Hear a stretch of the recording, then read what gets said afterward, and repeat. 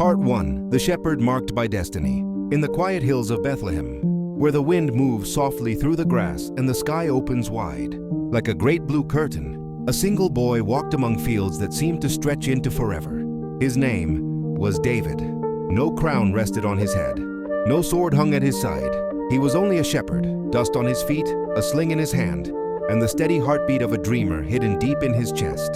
Day after day, David guided his father's sheep, watching the sun rise like gold poured across the land. He sang to God while the sheep grazed.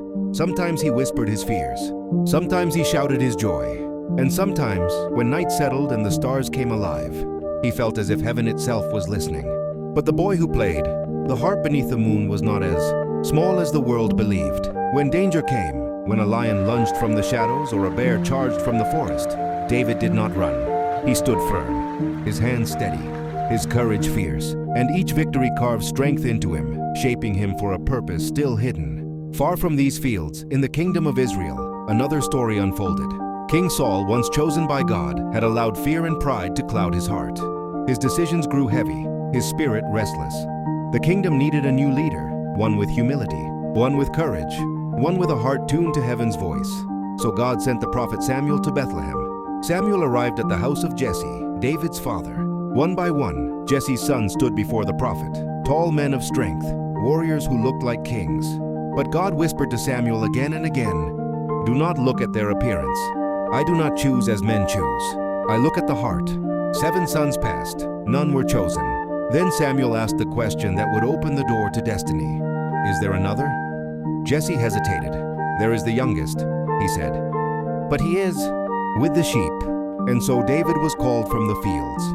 A simple boy, breath still quick from running, hair ruffled by the wind, hands smelling of the earth. Yet in that boy, heaven saw a king. Samuel lifted the horn of oil, and as the oil flowed over David's head, something greater flowed into his life, God's Spirit, God's calling, God's promise.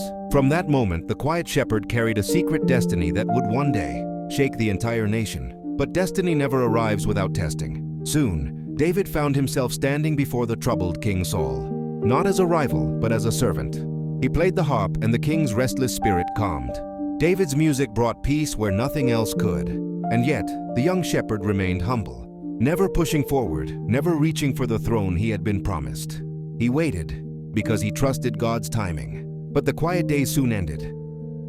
Across the valley of Elah, a giant rose, Goliath, a towering warrior covered in bronze and pride. For 40 days he shouted challenges that froze the hearts of Israel's bravest soldiers. Not one man dared face him. Then David arrived, carrying bread and supplies for his brothers. He heard the giant's voice, saw the fear in every soldier's eyes, and something inside him burned, something fierce, something righteous. "Who is this man?" David asked, "that he dares defy the armies of the living God?" Laughter followed him. Doubt surrounded him. But David stepped forward with the confidence of someone who had already fought battles that no one had seen. No armor weighed him down, no sword glittered in his hand, only a sling, and faith stronger than iron. He walked onto the battlefield, facing a shadow that towered over him. Goliath mocked him, cursed him, promised to crush him. But David lifted his voice like a warrior already certain of victory. "You come to me with sword and spear, but I come to you in the name of the Lord." A single stone, a single moment, a single breath. The stone flew, the giant fell, and the valley shook with the roar of a miracle. David's life would never be the same. The kingdom had witnessed his courage, but the path ahead, filled with jealousy, danger, and rising destiny, was only beginning to unfold. Part 2. The Rise of a Hero, the Birth of a Threat. The valley of Elah was still trembling from the fall of Goliath when David's life changed forever. What began as a simple trip to bring food to his brothers ended as a moment that would echo through generations. Soldiers stared at him with wide eyes. Women whispered his name with awe. And King Saul, watching from his throne, felt something he could not explain. Something between admiration and a cold shadow of fear. David returned to Jerusalem, not as a shepherd, but as a hero. The people sang in the streets as he walked through the city gates. Drums pounded, hands clapped, and the voices of the women rose like a wave. Saul has slain his thousands, but David his tens of thousands. Those words swept through the air like fire. To the people, they were celebration. To Saul, they were a wound. Jealousy began to coil in the king's heart, a jealousy that would twist into something darker. Yet David himself felt no pride.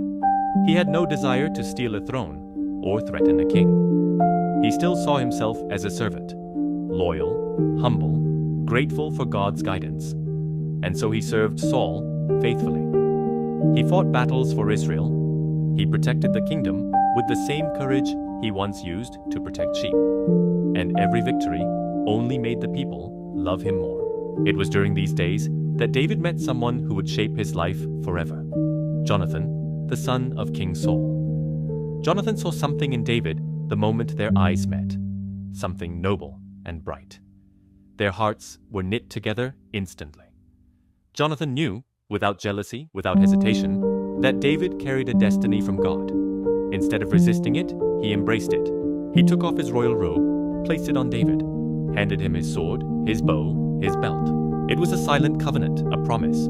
I stand with you, whatever comes.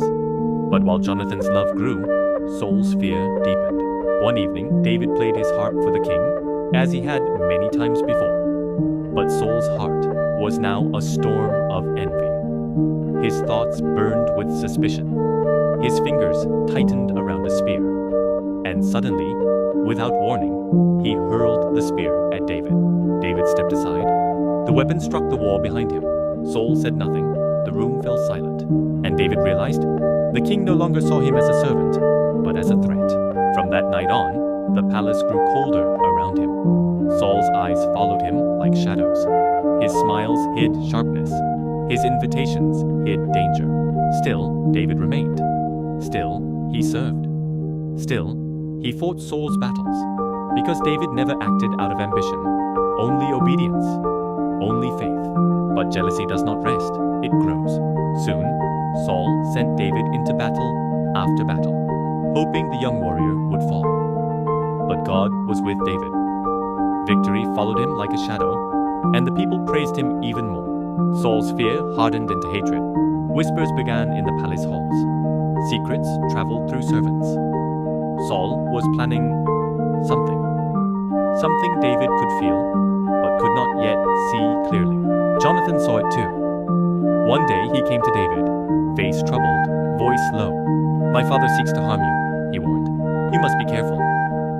The words struck David's heart. He did not fear battle, but betrayal from the king he served.